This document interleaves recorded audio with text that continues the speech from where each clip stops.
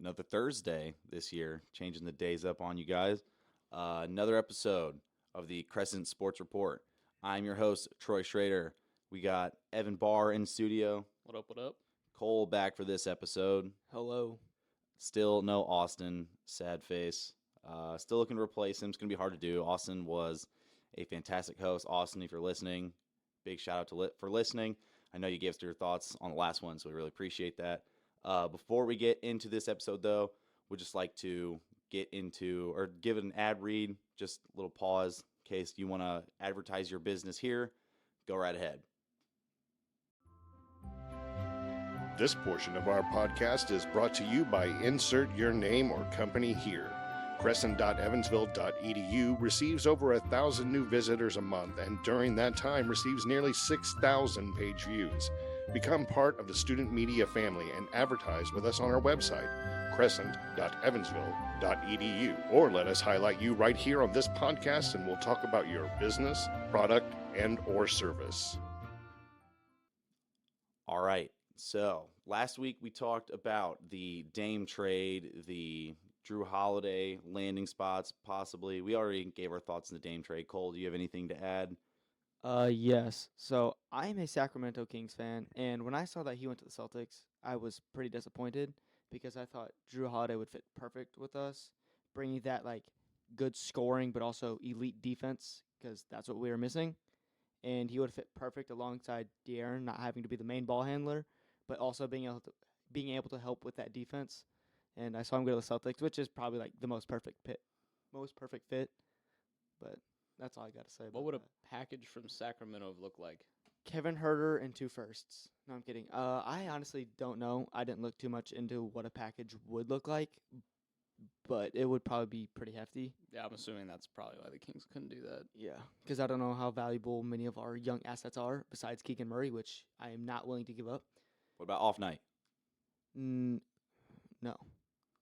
I mean, he's basically Actually, I would have been willing to give him up because that's just a worse version of Drew. That's a Walmart version of Drew Holiday. kind of what I was thinking. Just can't score. Yeah. So Evan and I, last episode, both agreed that the Drew Holiday going to the Celtics was a place we'd like to see him go to, kind of a perfect landing spot. So kind of a pat on the back to ourselves because we just predicted that 2 days beforehand. I mean, I'm not saying that took, magic powers to predict. No need to be a source or anything. That pick wasn't anything insane. We're the new Woj. Yes, breaking news 2 days before. We knew it was happening before the Blazers and the Celtics even knew it was happening. That's all I'm saying.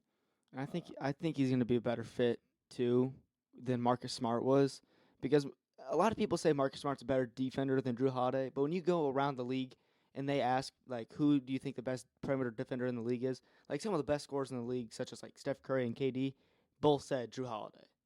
So I think he'll fit better there. Plus, like I said, with the scoring ability, Marcus Smart couldn't score as well as Drew Holiday. Just give LaMelo Ball a year. That's all I'm saying. Not actually. He's an okay defender. Steals the ball a lot, though. Cole, why are you making that face? I just got an update or a notification from ESPN. Pro Hall of Fame linebacker Dick Butkus died at 80. Oh, shit. Greatest name in football. R.I.P. I was about to say that. That's needs to go down for legendary, Hall of Fame names. But R.I.P. to that man. Breaking news One of while the we're best filming an ever. episode. Damn. Shit, that's actually kind of crazy. My goodness. Wow. Damn, that kind of made me lose my train of thought. I'm not sure where I was about to go. Transition to the Bears. Yeah, we'll That is- transition that that is to a the good Bears. I do transition, think yes. that we were not a whole lot more to add on the NBA because it's dead middle of the offseason. We're not really dead What do you middle, mean? I We're guess. starting yeah, preseason. I was about to say preseason just started today. And LeBron's already saying he doesn't want to play the first preseason game, so what a He's the surprise. king. Okay. So we will. Not NBA. Sorry to interrupt, but not NBA. Not really NBA news, but Olympic news. Embiid Yeah, I saw has registered or has declared he will play for Team USA. So that is one piece to our Monstars that we will be bringing to show Noah Lyles we are world champions. I still have that. no We better idea. not lose. I still have no idea why Noah Lyles said that. I I mean, don't know I get either. why he was saying that, and then we sort of proved his point. But at the same time, that wasn't the Olympics. You don't send, at least the U.S. doesn't send their best guys out there. They did last time. The last FIBA World Cup, they had Steph, Kyrie. I think KD went. Jimmy Butler. Butler went. Rose went. DeMarcus Cousins, Anthony Davis, all those guys were all there for that. So See, well, we don't have to prove shit because when we sent our guys last time, we probably wiped everybody. I don't know. I don't even remember what happened. last Me neither. Olympics we lost a game, so I don't know. Again.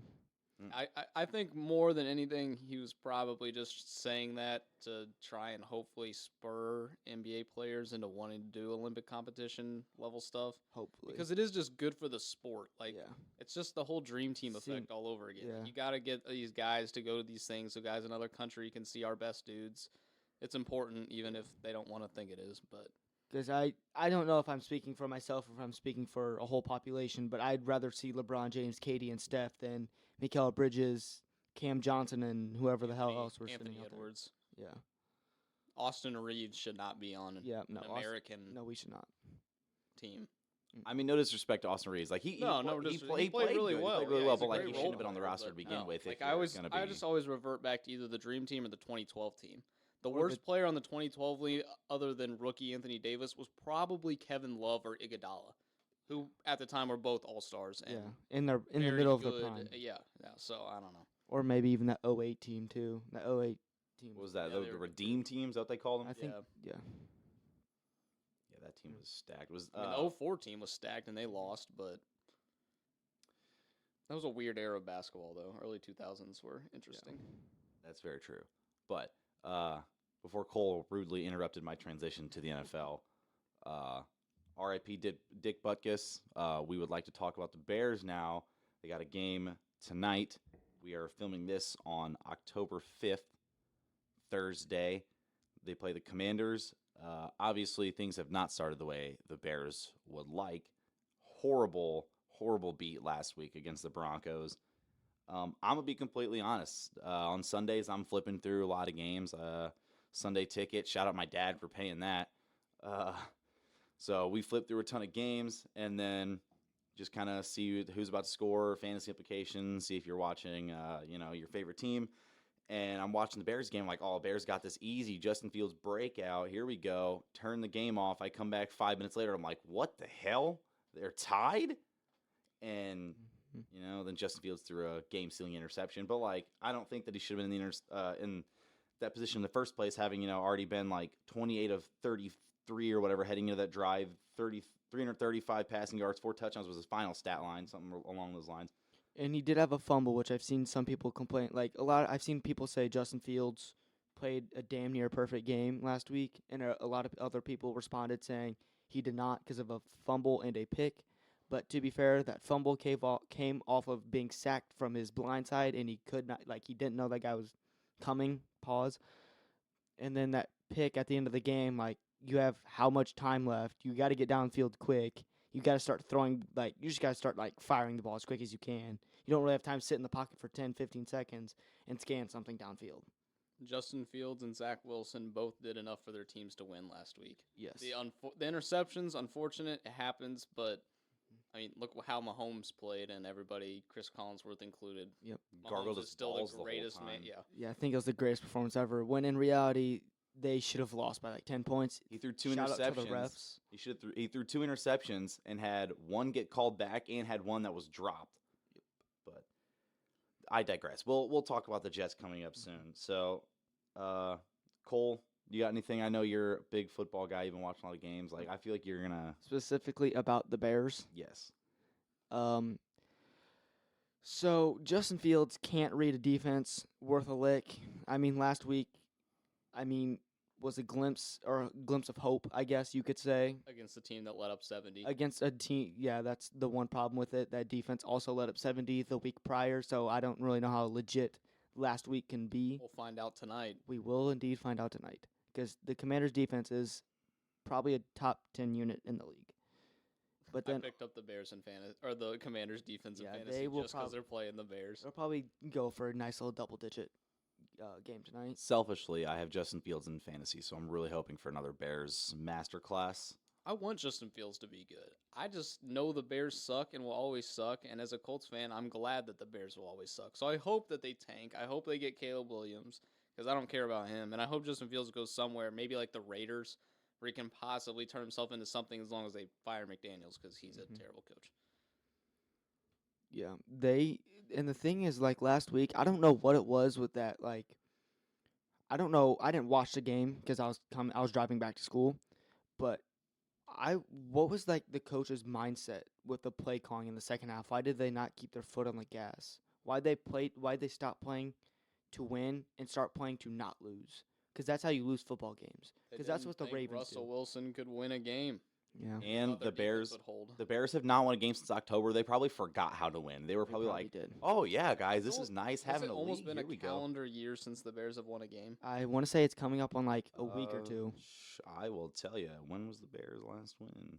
It was Because, sometime last like, October. everybody's always saying like the Bears haven't won since Elon Musk bought Twitter or whatever. Yeah, every national professional American sports team has won a game since Elon Musk has bought Twitter, except for the Chicago Bears.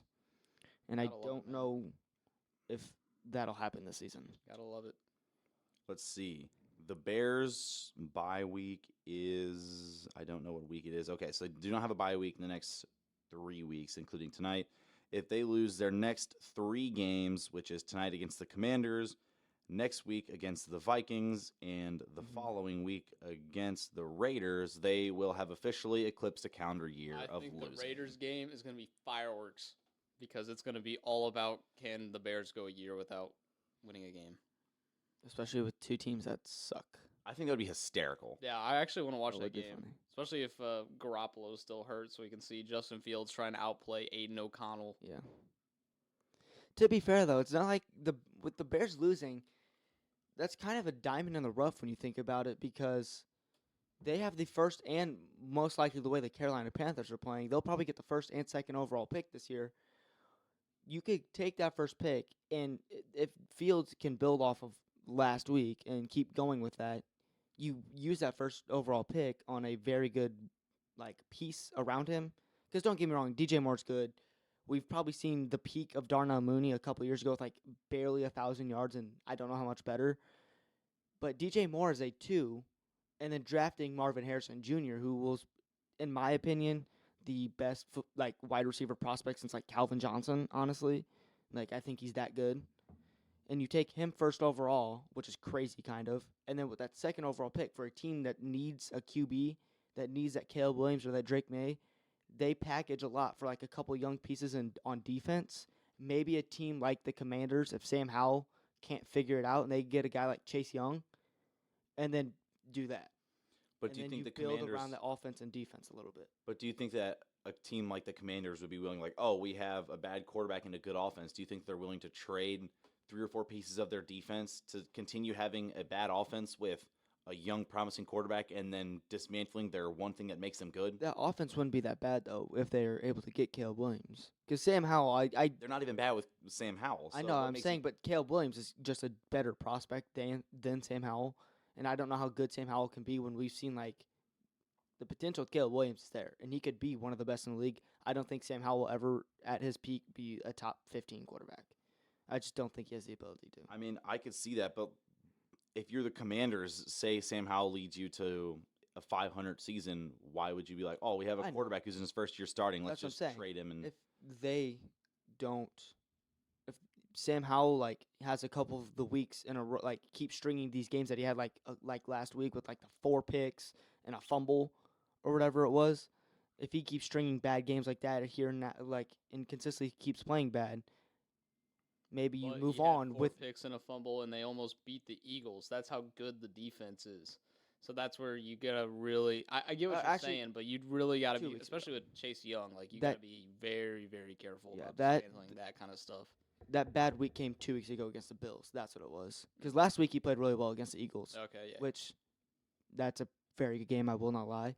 But if Sam Howell continues playing bad or starts to play bad and sticks with it, why would you be like, okay, we'll stick with him when you have arguably the best draft class we've seen in 3 or 4 years, and we don't know the next time we'll see one this good again?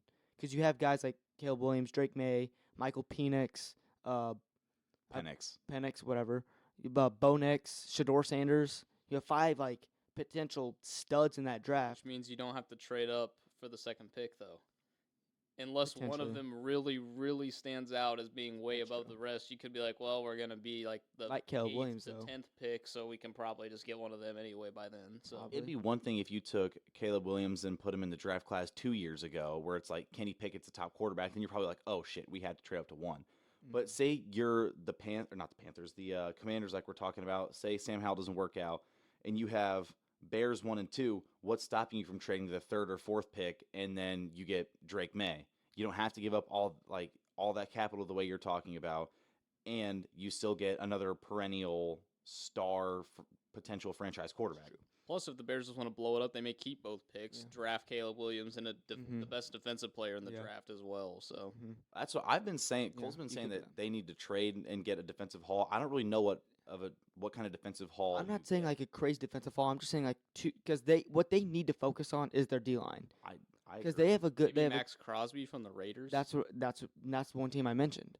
I said the Raiders are got to be willing to blow it up soon because it's not going to work. You get Max Crosby, and honestly, that's really all you need for the second pick. if they'd even give you Max Crosby, that's the Yeah, whole thing. yeah, Like, that's- they have yeah, to still that's want to the give. problem. But I mean, with how the 'Cause- Raiders are going, they're Yeah, not because going anywhere. So. where Jimmy Garoppolo and Aiden O'Connell are going to get you to the like absolute most like the most mid 8 and 9 or 9 and 8 you've ever seen, and that's the maximum of their potential.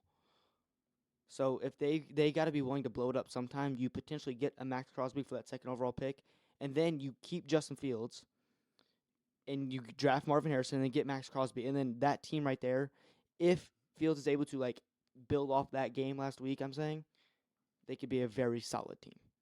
Because Marvin Harrison Jr. I think will be like a top 10 receiver in like 2 to 3 years. I agree. I mean, he could be a top 15 receiver his rookie year. He's Or- insane. You want to go to a team like the Falcons because the Falcons will be a team that are like they're winning games, so they'll be like a 10 to 20, probably like a 12 to 20 pick. So there's a chance all 5 of these quarterbacks are gone by then. If they're like good enough, and they will need because you're not going to stick with Desmond Ridder again. There's no way you can. If you're trying to get over that hump with all these young pieces, you have to get a good quarterback now, and Desmond Ridder will not be that. So maybe a team like the Falcons would potentially be willing to trade for that second pick and get the best QB to maximize their odds of being good But quicker. if you have all these young guys, do you think that the Falcons are willing to trade for Justin Fields, or do you think they want to trade for an actual rookie? Because Fields has a little bit of experience, and you think like, oh, like if he puts it together, now is our time. But if you have Okay, pieces that if are they- like now is your time, and then you have a rookie quarterback. Okay, then if they trade Fields, then you get a decent, somewhat of a haul for Fields, and then you keep the 1 and 2 picks. So you draft Caleb Williams, Marvin Harrison, and then get like still a defensive haul, and then you're still potentially just as good as you would be if you kept Fields. I know. I wasn't trying to tear down your. I know. proposal, was I'm just saying offering like an that's what alternate. it would look like. So they trade for Fields, and you can just be like, okay, I'll take Caleb Williams and Marvin Harrison, and then take a couple defensive guys for Fields, and then we're better than what we just were, and that's what we're going for. So we keep talking about how the Bears need to blow it up after, not blow it up, but like how they can blow it They up this could offseason. definitely trade a couple pieces to get better defensively. Do we think it's a possibility the Bears turn anything around this season? No. I think at this point they're kind of embracing the tank, knowing the stipulation that they could get the first and second overall pick. They've got to fire their coaching staff by midseason. Yeah. Guarantee it. The play It's calling just not there. They called the same play 4 times in a row against the Buccaneers, and that's how Justin Fields threw one of his pick sixes. They said they called the same screenplay 3 times or 4 times in a row, and Shaquille Barrett picked it off because it was a screenplay that he's seen the 3 straight times, and then picked it off and took it to the end zone. That's just not good play calling. I think I could tell you that from not ever being a coach in football in my life. One thing I don't understand is why they still are not playing to Justin Fields' strength. Because last year, when everyone's like, oh, and watch out for Justin Fields, he could be a breakout guy. He ran for 1143 yards. He had 160 carries in 15 games. It's almost 11 carries per game. This year, through the 4 games, he's averaging only 7 carries a game. So that's about 3.5, 4 carries down from last year.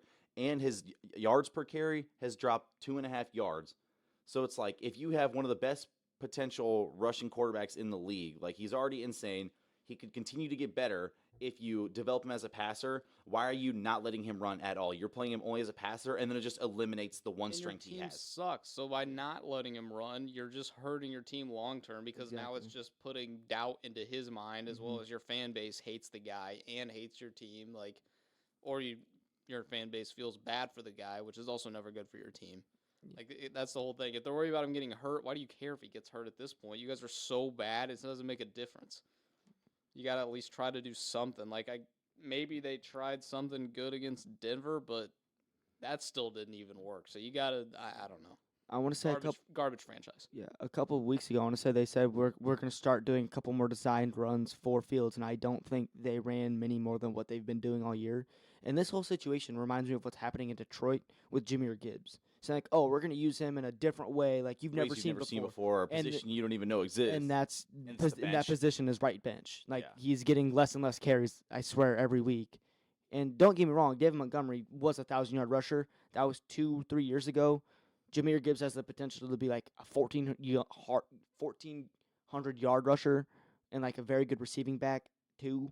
But they just don't utilize him, and that throws me off too. Like just whatever's happening in the NFC North is not good. I just don't know. And the crazy It's part to me crazy. is that Jameer Gibbs has about 80 less rushing yards than David Montgomery. He has one more game, but he's 30 less carries than David Montgomery. And it's like, how are they like sort of similar production, and he's just not getting the ball? I mean, yes, I understand they're throwing the ball. He's got 14 receptions on 18 targets, and Montgomery's got 3 catches on 3 targets. So they are still getting Gibbs the ball that way. But they brought him in being like, oh, he's going to be explosive. He's a playmaker. And then they just don't throw it to him. Like, they don't – I mean, they throw it to him. They just don't give him the ball, like, in I thought general. he was going to be a mix between Kamara and Debo. I Yep. thought that's what they were going to try and use him for, and they just Yeah. decided not to use him for anything. Yeah, like coming into the draft, like coming into this season, I want to say like when they did the rookie comparisons, I'm pretty sure Jameer Gibbs was like Alvin Kamara, like the guy that he will never like eclipse 1,000 like McCaffrey, but he'll get like a good like 900 of both and like 10 to 15 touchdowns, and we are not seeing any of that. We might see him get like 400 of each at this point, with I like mean, 4 touchdowns. I saw a stat the other day that did say that even before Kamara was Kamara, his rookie year, Mark Ingram ran for like 1,200 yards and double-digit touchdowns. So it's like, I wonder. yes, if we saw it's about Kamara kind of break yeah. out towards the end of the year, but that's what people are saying that maybe Gibbs does. That it's like the first 6, 7, 8 weeks, they're just kind of holding him back. And then once it's kind of go time, like you ramp up towards the playoffs, you're kind of going all in. That's whenever you're giving your guys the ball. But real fast, I also do want to shout out Austin again. He just saw my beat reel and replied, "The Crescent Sports Report, let's go," in all caps. Then says pumped, and then replies again, says absolutely pumped. So Absolutely pumped to hear from you, buddy. yeah, it's Austin's #1 fan out there, that's for sure. But so we got a Thursday game. Jets have won at some point this season. Terrible transition, but I would like to talk about the Jets last week. Cole finds my awful transition apparently entertaining because he can't control himself right now. You know, Thursday games, they got something in common. Zach Wilson. We could just talk about bad teams with should be better quarterbacks. No. It's a Thursday game. That's all they have in common. So, Zach Wilson, how about him? I mean, heck of a game. They did again. We don't miss on this podcast. We said they should take the training wheels off, let them play a little bit, let them throw it around, and what happens? They almost beat the Chiefs. Like If it weren't for the refs and Chris Collinsworth, I mean, They are doing what the Taylor Bears. Swift is backpacking the Chiefs right now. But the Jets with Zach Wilson this past week are doing what the Bears should be doing. They played exactly to Zach Wilson's strengths. Zach Wilson got drafted on his pro day throw, shorts and a t-shirt. off balance, kind of just lofted it back shoulder almost, and that's what they did. Like an entire drive, Zach Wilson only threw five or six consecutive back shoulder balls and got into the end zone in those 5 or 6 plays. That's what the Bears need to be doing. And when you see the Jets do it with their up to this point awful quarterback, and he plays really well. Clearly, that's like a sign maybe play to their strengths and they'll be better. And it's not even like the Bears are like, oh, what is this? Like, they invented fire. The Bears did this last year, and Justin Fields looked good, and everyone's like, oh, breakout quarterback of the year. And then they go away from what they were doing correct, and it screws Justin Fields up so far this year. Like, their team has not been any good. But like Cole said, those back shoulder throws were a thing of beauty.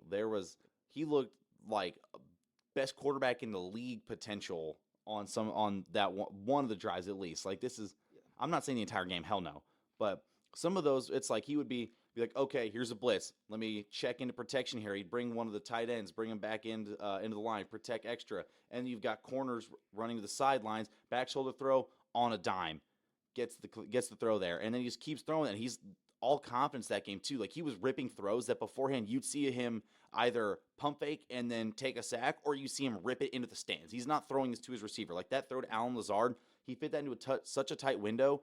And literally, if he puts it anywhere else, it's either not caught by Lazard or it's picked off. Like that was a beautiful throw. Just the entire drive was fantastic. And you saw the team rally. Like the team was excited to play. Like they were locked in. It was completely different vibe around the entire team, the entire game. And he took the blame at the end, which good move by him. And of course, the team all backed him for it. Like it seems like the locker room is shifting their ideas about it. So. I mean, to be fair, it is pretty simple for it is pretty simple for the quarterback to take responsibility for the loss when they know they played really well. That's true. Yeah, you know, they go out there. That's at the same time, just a meme I saw on the internet. At the same time, that means he's confident in himself because he knew he played a great game. That's a good sign because beforehand he may have not said anything because he's like, damn. Like last year when he threw like a pick in 70 yards and we lost on a walk-off punt to the Patriots, and he's like, nah, I did enough to get us this win. And it's like, to be fair, he was never lacking. To be fair though, that means he was never lacking the confidence though. He's just lacking the accountability part. Maybe he was fake. I feel like that was more fake confidence, but I felt like he finally. We'll see how this week goes. Yes. They got a very good opportunity this week. That's yet another terrible defense, so he could definitely I understand it's a bad defense, but you go out there, you put up another a little 40 burger on the Broncos D. That's only going to build your confidence even more. String together 2 excellent games, and then he might be back to what we were expecting and wanting out of him from the beginning. Yeah, I don't remember if I mentioned this in the episode last week, but this is what I was thinking, is that you have a good team, you just say, let it go. Like, we're probably going to lose this week anyway. Zach, just go out and play like yourself. Just do you. And then the following week, like if it goes well in the game that you have no chance, the following week you have a bad team. You just say, all right, build on it, do yourself again. And then you beat that team, which is exactly what we're hoping to do. Because I believe that it was last week we had 4 games coming up where it's like you had 2 groups of 2 where it's like good team, bad team, and then a good team, and then a bad team. So you have an easy shot to do that. And like we were talking about, Zach looked fantastic against the Chiefs, got the Broncos this week.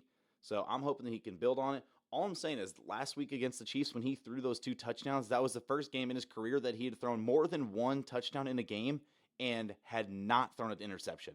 He's had a few 3 touchdown games, but he threw interceptions in those. That's a lie. He's never thrown 3 touchdowns in a game. But he has thrown for 300 yards, I think, twice in his career. And both of those times, I believe he had multiple interceptions. So he has yet to have a 3 touchdown game or a 300-yard game that did not have an interception. So he was close last week. I think that if we force that field goal from Mahomes or we get that pick like we should have had, then he realistically has a chance to break Or that. Greg Zuerlein doesn't miss a 35-yard field goal or whatever it was. Very true. That's also very true. Just a lot of plays there that I was kind of angry about because it felt like we would kept shooting ourselves in the foot or just not capitalize. It's, drop pick, and then we let Mahomes sit in the pocket for 25 seconds and then roll out for a 25-yard gain, and then we get a defensive holding, and we miss a field goal. It felt like one thing after another where we break our own backs. Going off of what you said about the Jets schedule, they do have the Broncos this week, which I think is a surefire win. Even though I'm looking at the lines. Denver is projected to win by 2.5. Yes, they are, which kind of confuses me. I'm taking Jets. They play the Eagles after that, which Eagles only favored by 6.5. I think they will probably win by 10, but I think Zach Wilson could have another good game. The Eagles defense just has not looked their 2022 selves. Like their secondary is just kind of in shambles right now with a couple of injuries and just losing a couple of their good guys from last year. And then they got the Giants, who have another been outscored 120. Wild. Yeah, the Giants who have been outscored by 110 points this season.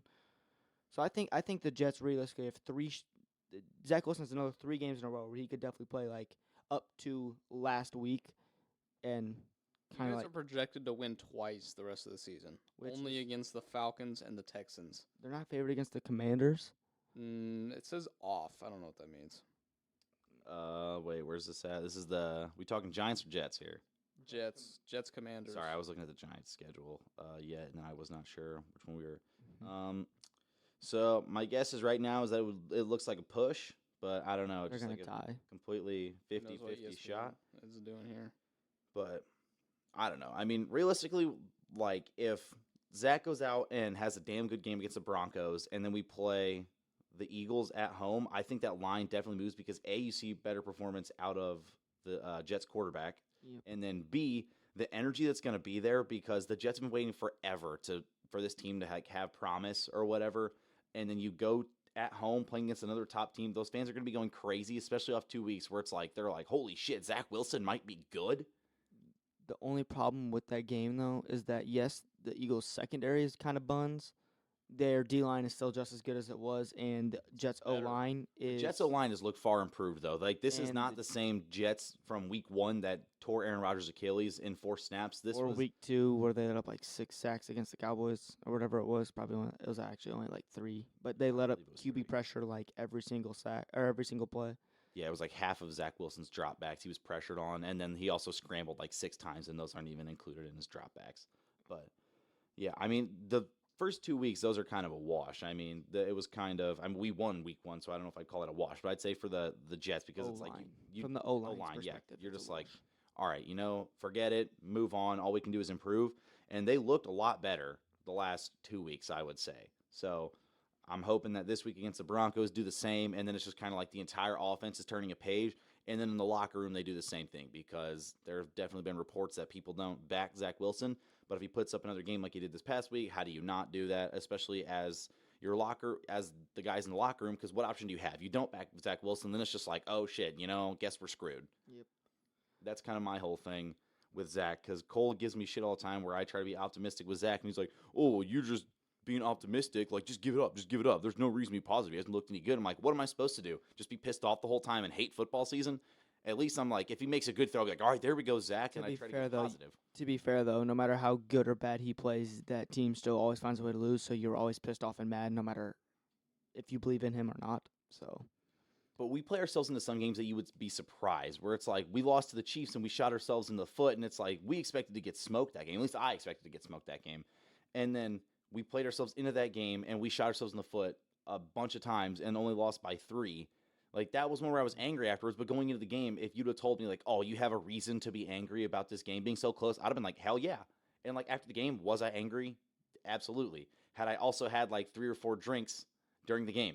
Also, absolutely. So that may play into it a little bit, but, I'm 21. It's legal. Can enjoy myself at a bar watching a sports game.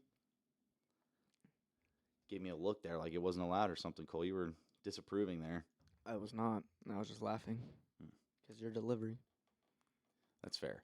But speaking of disappointing teams, this team probably also has a Thursday night game this year. So that plays into, yes, they do. They do have a Thursday night game. So that plays into my segue. The Bengals.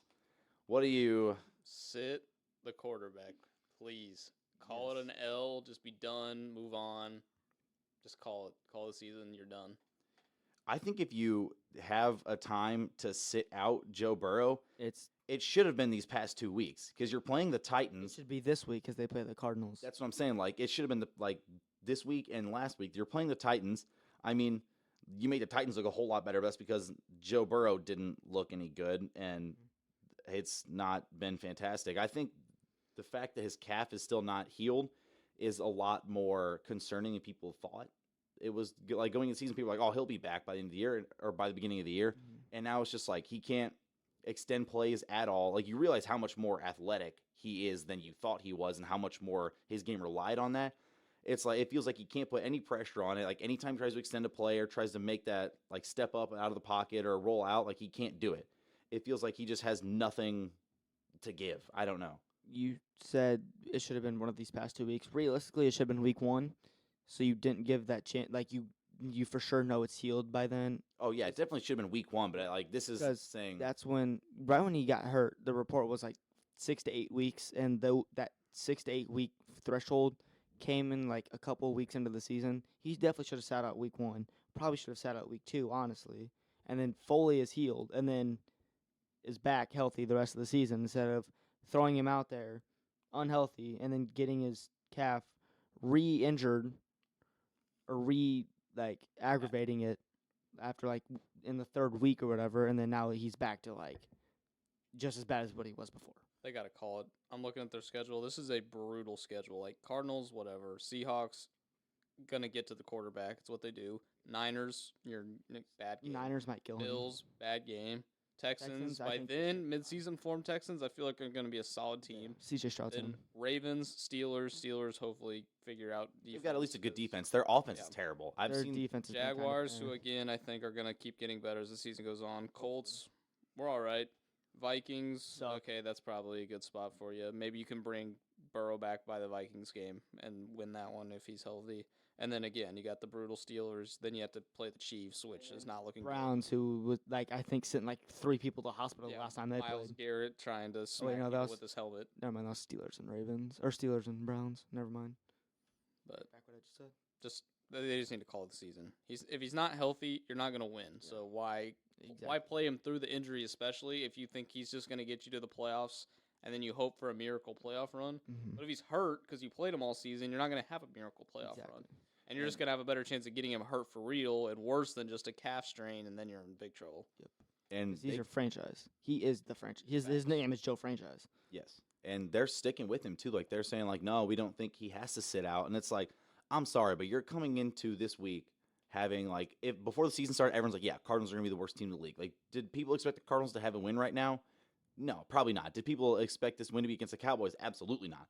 But the fact that Josh Dobbs has outplayed Joe Burrow this year is crazy. He has 2 more touchdowns than Joe Burrow, and it's not even like Josh Dobbs has that many touchdowns. He has 4. So Joe Burrow's thrown 2 It's touchdowns. not like Joe Burrow. And Joe Burrow's going to a way better set of guys. Exactly. Jamar Chase is the leading receiver for the Bengals. He still got T. Higgins out there as well. So it's like you think And like, wow. Tyler Boyd. Exactly. So you got like insane 1, 2, 3. The Cardinals' leading receiver is Marquise Brown, like the same Marquise Brown that got shipped out of Baltimore because he was such a bad wide receiver. One that he had to go to Arizona to be the wide receiver too. Yeah, the problem before you continue, the Bengals need to be like the Bills are and basically be a dominant play action team, which they could because they have the rushing attack with Mixon, but they can't because Joe Burrow has no mobility. He can't roll out and make the play action throws. So they're screwed, like, because they're trying to do this just pass attack that they did the past couple of years, which worked, but clearly it's not working anymore because people know that's what they're doing. They need to do what the Bills are doing, which is why the Bills look unstoppable right now, and turn into a fully play action team because they have such a good running game, but they can't. Mm-hmm. So just sit the guy. I just don't get. I Like, feel like- props to Joe Burrow for wanting to play because Lamar Jackson would have already sat out, Yes. but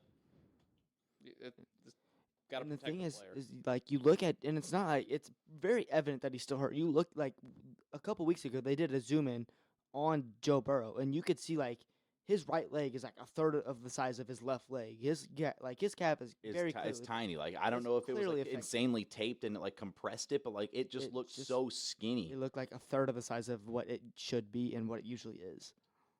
And I really hope that they sit him because this week, even if you play Jake Browning, you're their backup, they still have a chance to win. But I don't think they're going to because at this point now they're 1-3. They're almost like, oh well, let's play him against the Cardinals, see if we can win, and then we can sit him out next week against the Seahawks where we have no chance of winning. But I mean, I think the only way that they sit him is if he plays against the Cardinals this week and then looks terrible, and they're like, okay, then there's something up. Or he gets real injured and has to miss time because of that injury, and then he rehabs both at the same time. Mm-hmm. Like I'm almost hoping for like it's gonna sound bad, but I'm almost hoping for like a minor concussion or something. So it's like, oh, he barely has to sit out. What are you flipping me off for? He's my fantasy quarterback. I don't want him. I don't want him to get a minor concussion. I just want him to start like You maybe just want 1 him to week. give you 7 points a week. I just want him to start like 1 week, not like multiple. A minor concussion has you sit out 1 week. Anthony Richardson got like he missed the rest of his game for a minor concussion and then barely missed out on the one game that he didn't start and then came back the next week and It was then a dog. exactly and took him to overtime and led a comeback. So that's all I'm saying is it's almost like a blessing in disguise because if you continue to just keep running him out there with a bum calf and like Yeah. no other injury happens, like yes, he stays healthy, which is nice, but then you don't see the same Joe Burrow Yeah. and then potentially risks future success. Whenever you get a minor concussion, you miss one game, calf maybe heals up a little bit more, and then he comes out from like firing from the gates, and it's like, oh shit, there's the Joe Burrow that we haven't seen the first 5 weeks of the season. And if anyone doesn't know how bad he has been, usually coming into fantasy, he is like he's a quarterback that is projected about 21.5 points a game.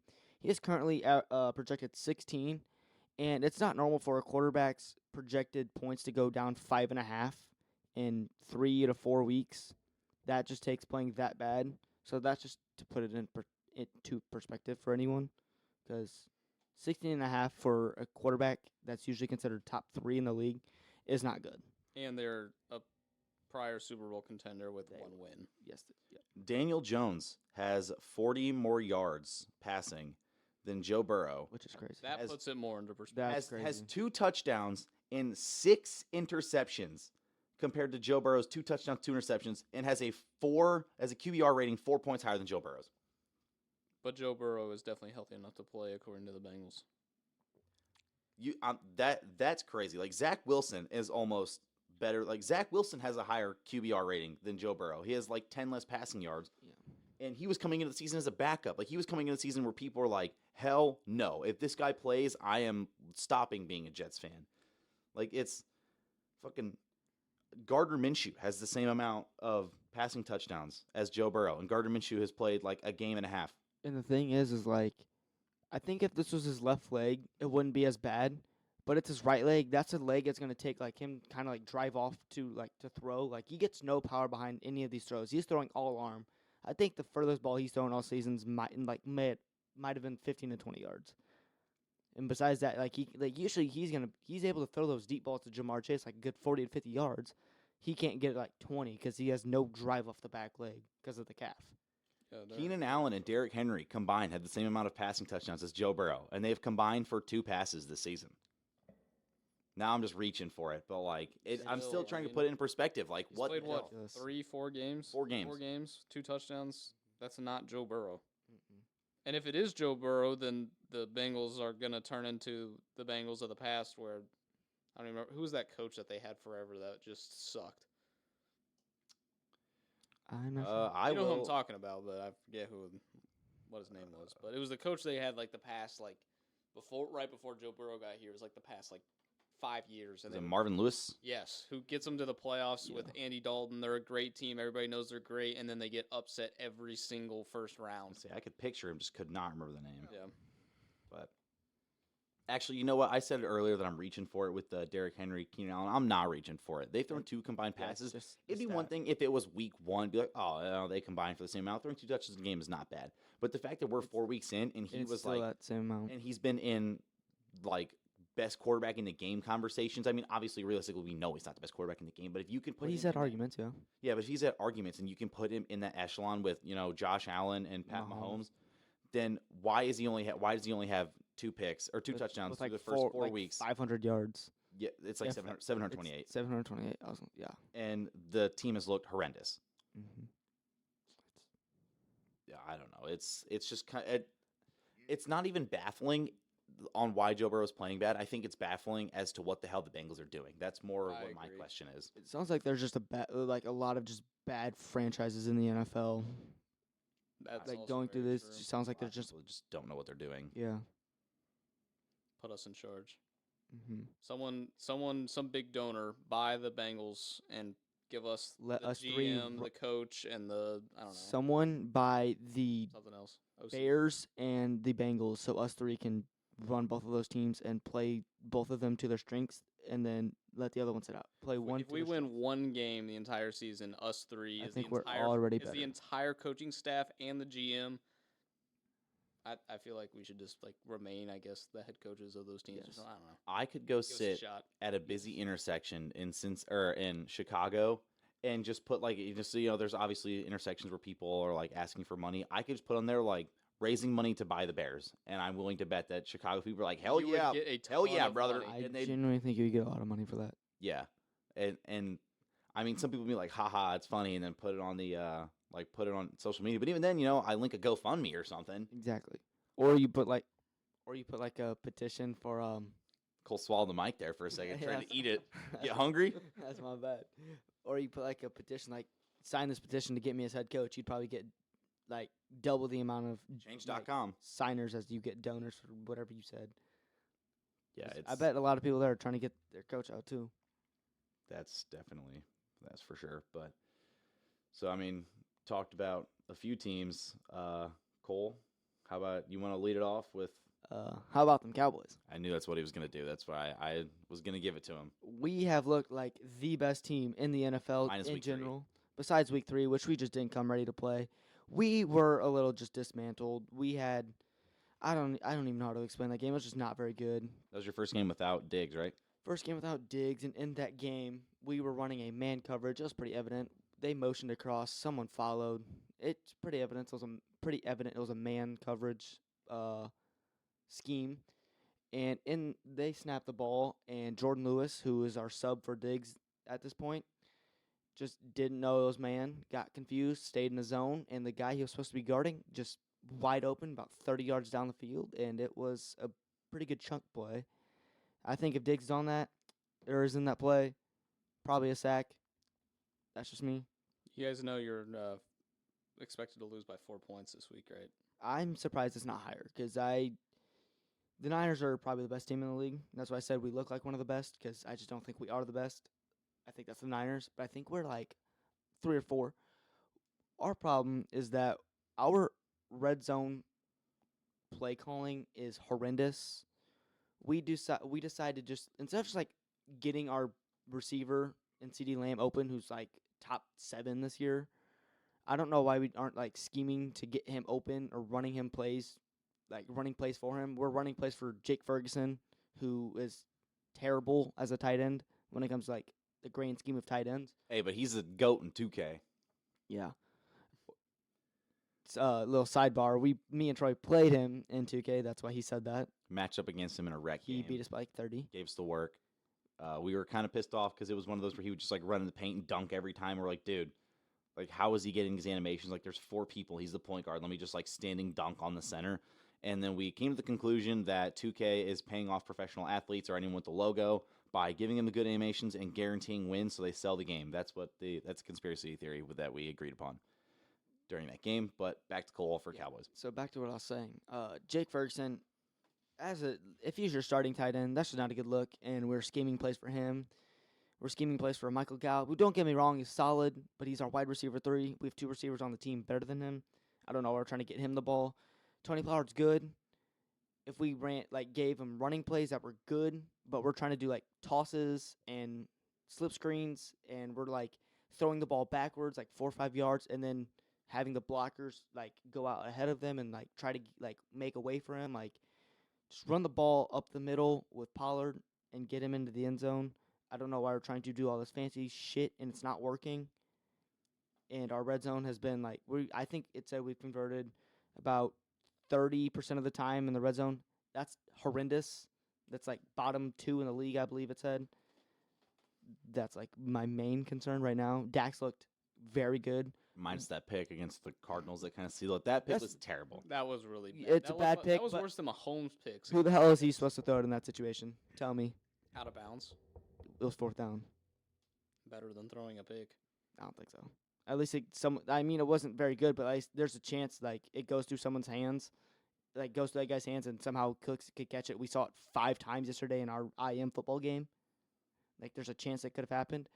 No one else could get separation. Brandon Cooks is the only one someone open.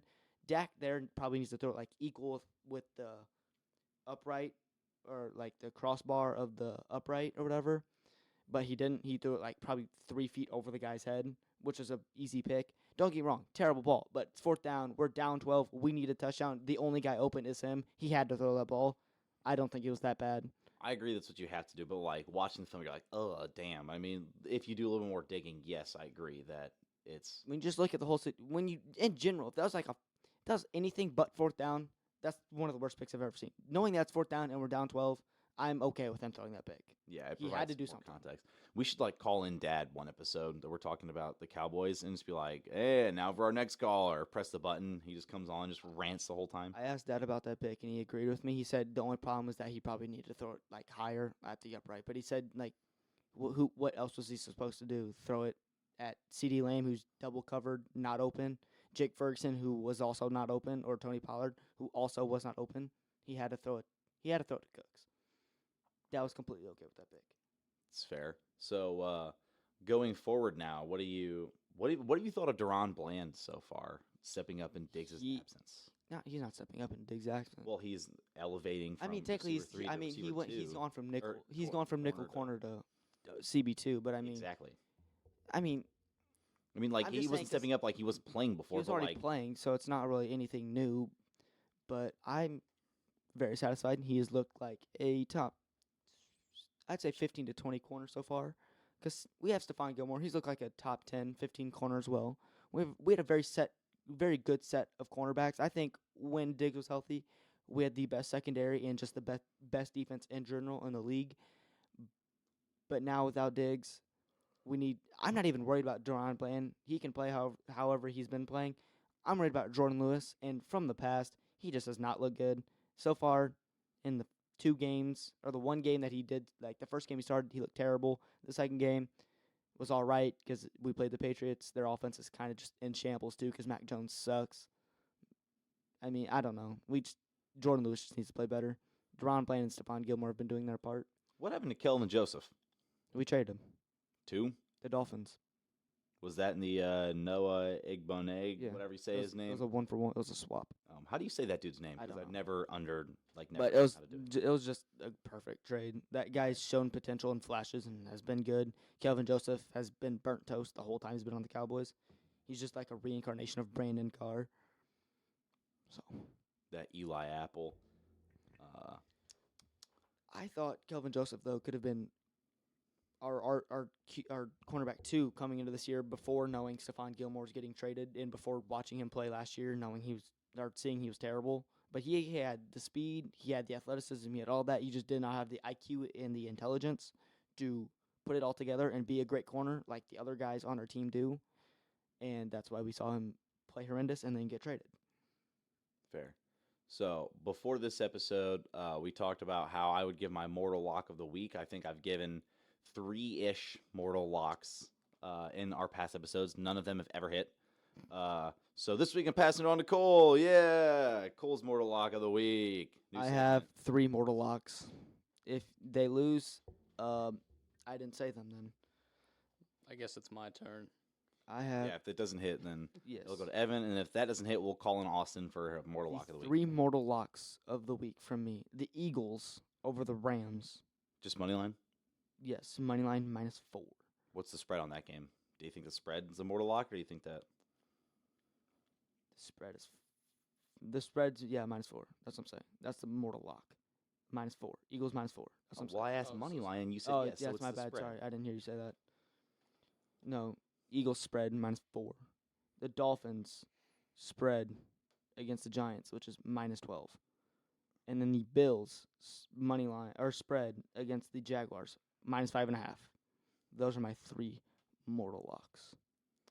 I don't know I don't know how any of them don't hit. We've seen the Dolphins That's drop. a tricky game, I promise you. We've seen the Dolphins drop 70 on a bad defense. I don't know why they wouldn't do it again. I just don't see how the Eagles would not beat the Rams by 4, because I just think the Eagles are just outmatched the Rams like everywhere.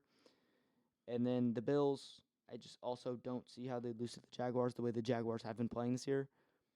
Plus, the Bills just Just came wait off till playing the uh, Dolphins and beating them by like 20. just The wait only till- thing with the Bills is that they're going to London, and Jags have already been out there accumulating that time change and jet lags and all that. Which is also kind of weird why the Jags have played in London Back-to-back back-to-back weeks. That's I gonna don't suck. I don't know why they're scheduling like that, but The Jaguars must be the favorite team in London. I think that's what they're trying to do is make the Jaguars. Aren't the Jags like the only team? Like, don't they play like every game in London, or every year they have a Yeah. game in London? I want to say did the London series just start like 2 years ago? Yeah, and Jags have always The been out Jags, the London series, the first time we ever played in London was the Jags versus, I believe, the Texans. And the Jags won that game on a slant that they threw with 8 seconds left, got down, spiked it, and kicked the field goal to win by 3.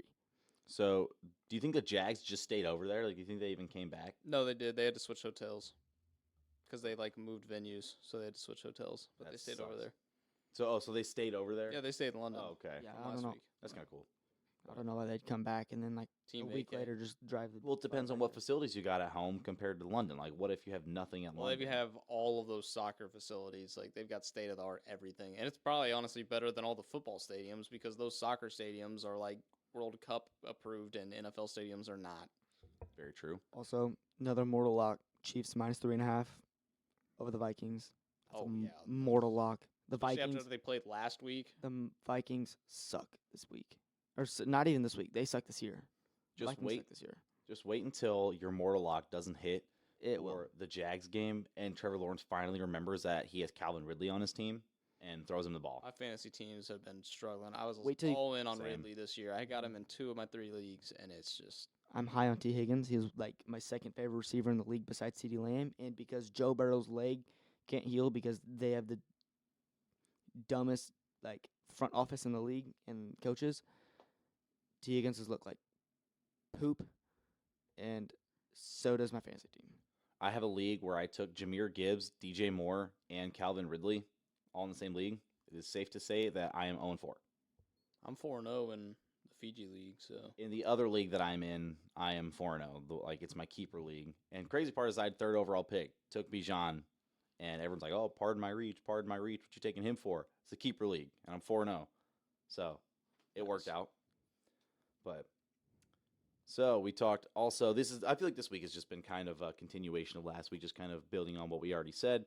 But, it's not like anything new is coming into the fold. So we talked about Evan talked a little bit about the Ryder Cup, like a little preview, but then it all happened this past week. So I'll kick it to Evan. He can talk about that. yeah, I talked about how bad our team was, and to conclude, our team sucked.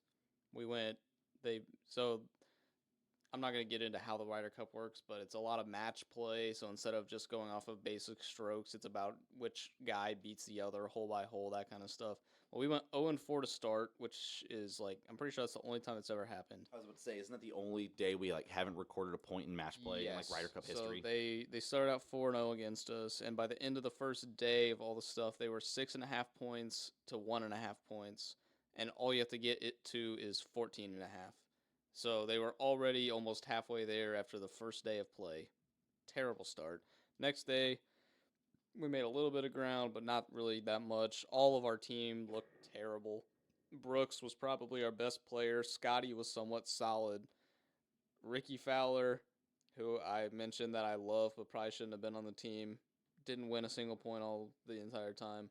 I don't remember who the other guy was, but I was dogging on like half of our team. Oh, Jordan Spieth also did not record a point the entire time. Justin Thomas, I think, got 1 point. And he lost his match at the end when we were hopefully making a push. Our final day match play finally looked okay. We were making some headway. Scotty had a lead, blew it and tied, which gives a half point to either team, which was awful. And then it basically was going to come down to like the last 5 groups, and then we like lost right off the bat with like the first one. So then that just threw that out the door. So Zach Johnson, while I do like him, was a terrible captain.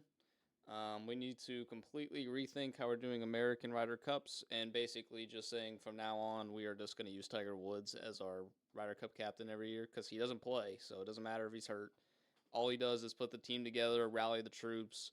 We need somebody that's charismatic, such as Rory McIlroy on the opposing side, because USA Golf, which for me, I also do think that it's kind of dumb that it's USA versus the world. Like, I get that we have all the best players, quote unquote, country wise, but like Scotland invented golf, and the like British area is like where golf originated. So I don't get why it's USA versus all of Europe when it should probably be like, I think they should make it 3 teams and do US, Britain, and then Europe, or rest of world, even if you wanted to bring in guys from elsewhere, which I don't know how that works exactly. But Yeah, you could do like, what if you did like U.S., Europe, rest of world? There's like the rest of the world does not have enough good teams. they don't have enough. So you'd have to do US, Britain as a whole. So you could do like the whole Ireland, Scotland, Wales, England, Northern Ireland. So you could get like Rory in there, but the US looked pathetic. Part of it is because we left some really good guys and didn't pick them up. Another thing is Zach Johnson was a big. I'm gonna go with my heart as a captain's pick. Let's pick Justin Thomas, who has looked horrible recently. I feel like me as a bad golfer could probably beat him in some match play if I just talked trash to him, got in his head, and then he'd start just hitting the ball in the water, which is kind of what he did this weekend. So, terrible job by the U.S. Hopefully they figure it out next year. Can't or least, in the next 2 years. at least it can't be worse than this year. Well, probably. it could, and it likely will not actually get that much better, but we'll find out. So last point that we were looking to talk on, playoff baseball.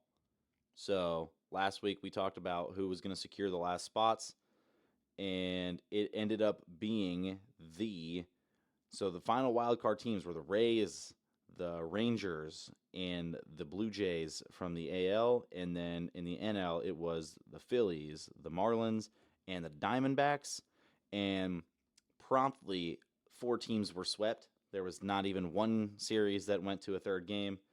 So we were supposed to have games today if anybody would have won one game that got swept, and none of them did. So we have an off day. Twins beat the Blue Jays, Rangers beat the Rays, Diamondbacks beat the Brewers, and the Phillies beat the Marlins. Kind of wild to think that I'm sorry, hold on, waiting for this to load. Kind of wild to think that the Blue Jays, like everyone coming into the year, people thought that they were going to be like, oh, like did they miss the playoffs last year, or am I tripping? I believe Was it 2 years ago? I believe No, they made it last year. because they lost to the Mariners. 2 years ago, where it was kind of like, damn, I want to see the Blue Jays make it. But it's like, it feels like the Blue Jays have been waiting to get over that hump. And then the Twins, who haven't won a playoff series in forever, beat them. That's the one that I was most surprised by. I think a close second was the Diamondbacks over the Brewers, especially because the Diamondbacks bullpen looked so good. And throughout the year, that was just kind of their one thing where it's like, oh shit, their bullpen's not great. And then it just went and just closed the door. And the starting rotations, I feel like, for the Brewers, it's just kind of just outmatched the Diamondbacks. And in playoff baseball, especially in the wild card, whoever has like the better 1-2 punch on your rotation is probably going to win. And we didn't see that because Corbin Burns didn't look good and got lit up. Well, And they lost the first game, and then kind of after that, it's yeah, Corbin Burns, he was even pitching with a lead because it was, I think at least, because it was, he did. Fad had 3 earned runs in 2 2/3, I think, and then the Diamondbacks bullpen completely shut him down the rest of the game, and Burns gave that one up. Yep. And then the Diamondbacks didn't even use their good starters because it's they used Gallen. They used But, Gallen they their didn't use second Merrill game. Kelly. They used Fad, and then it's like you go into this week where you have a few days rest, like you go, or this coming series, I suppose, this weekend. And you go like Merrill Kelly game 1 on Saturday Against Kershaw, that's against a loss. Kershaw. And then Monday is the next game. You go Zach Gallen. And then all of a sudden you could go, it's a 5-game series. So you could go Merrill Kelly, Zach Gallen, game 1 and 2. And then if it goes down to 4 and 5, it's Merrill Kelly and Zach Gallen again on full rest. I think that the Dodgers could be in some trouble once it goes further into like 7-game series.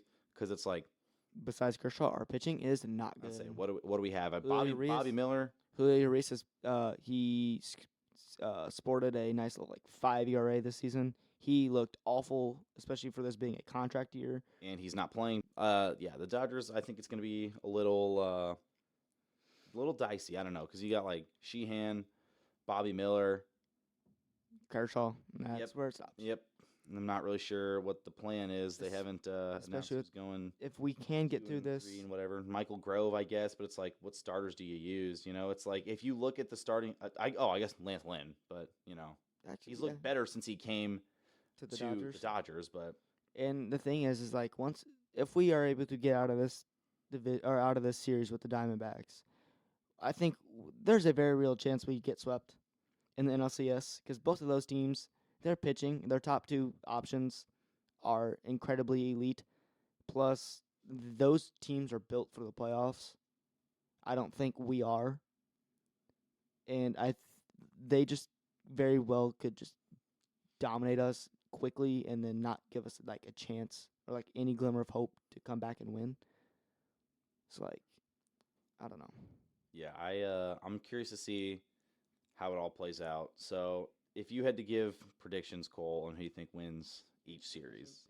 Series, it is the Rangers versus the Orioles, correct? Correct. You think the Rangers take that? I think the Rangers take that. That's what you had that look in your eye. I don't know. I just kind of thought that's what you're thinking. I would love to see the Orioles win it all, honestly, because don't get me wrong, they have a young team, but even and we knew they'd be a good team and even possibly a dynasty in a couple years. I don't think anyone expected them to be the 1 seed or even make the playoffs this year. I think people still expected them to be the 4 seed in their division, maybe the 3 seed. But they're the 1 seed and have a chance, I guess, at going to the World Series. I just don't think it'll happen. I would love to see it though. It would be a pleasant surprise. I like the Orioles, but teams need that experience and that IQ and that timely hitting and all that. And I just don't know if obviously I know the Orioles don't have the experience in those situations. Plus playing in front of big crowds, they're not used to that in Baltimore either. So I think they lose in 5. I agree that no, never mind. They play 5 games, right? Correct. I think they lose at 4 to the Rangers. The other one is the Twins and Astros. Yes. I would pay $1,000 to see the Twins sweep them. That won't happen. I'd love to see it, but I don't think that'll happen. I think the Astros will sweep the Twins. And then in the NL, I think the Dodgers win in 5.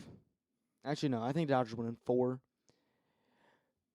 I think the Phillies and Braves is impossible to decide because last year we saw the Braves 100-win team last year. They were very good, and they got beat by the Phillies in the playoffs.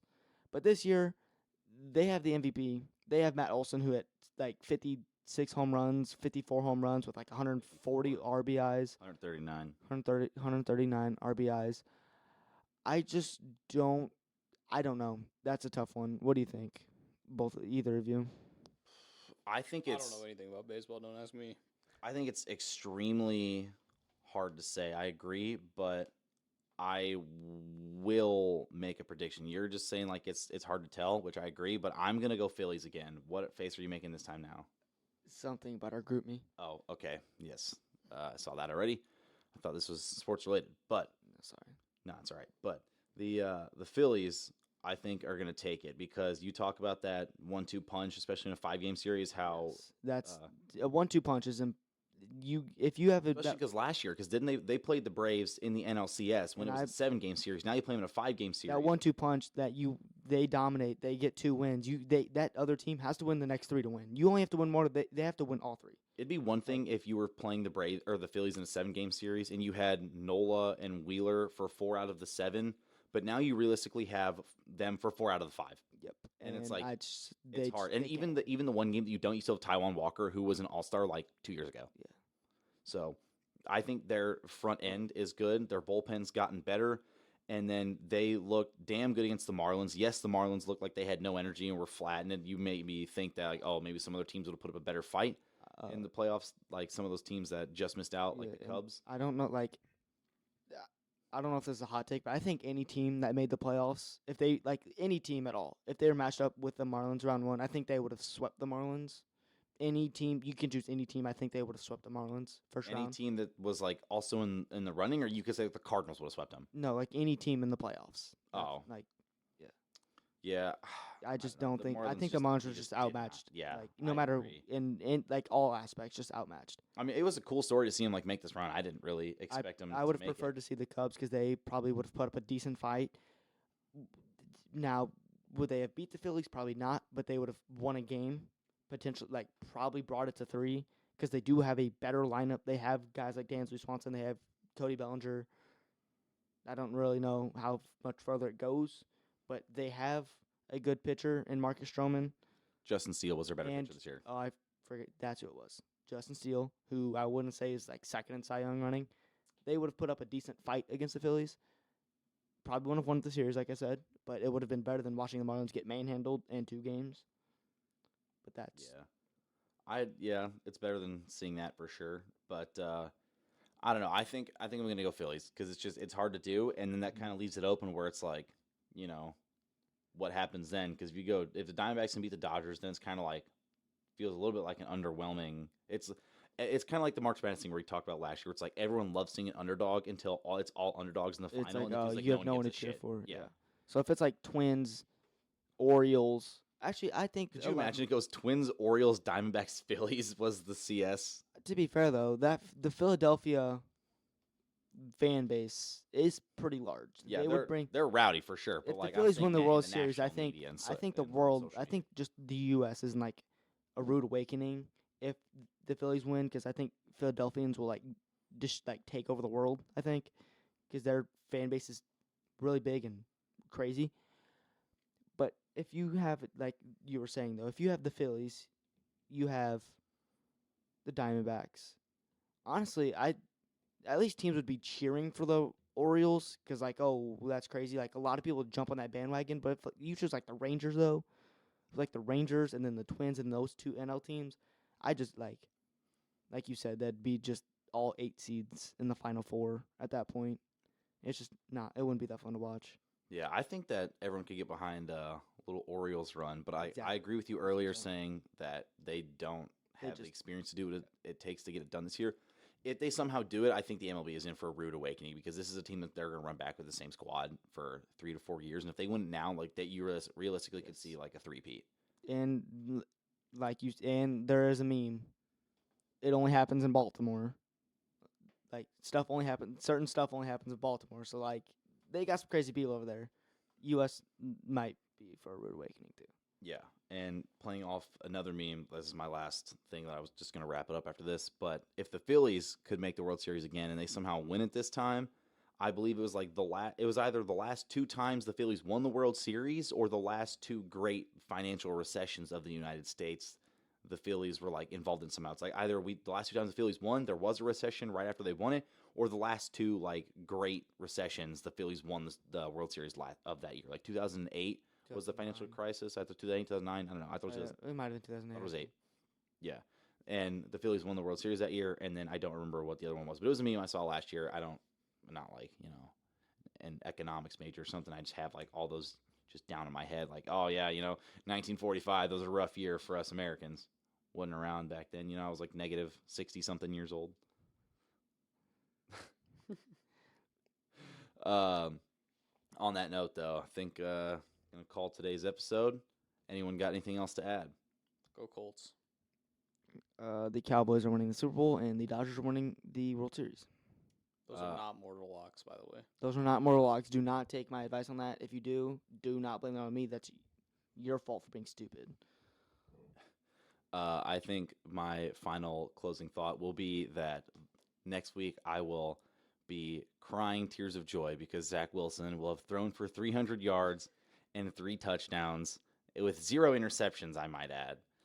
And the Jets win against the Broncos, and Jets fans everywhere rejoice, and it's just a great day. I'm really, really hoping that that's what happens, but I suppose we'll see. But other than that, we will catch you on the flip.